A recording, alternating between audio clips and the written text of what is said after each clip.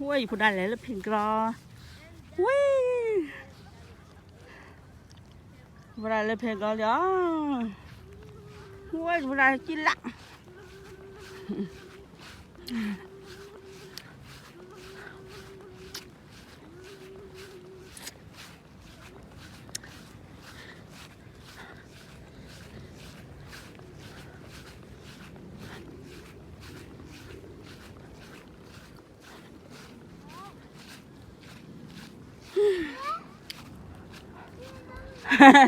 เอลิเพล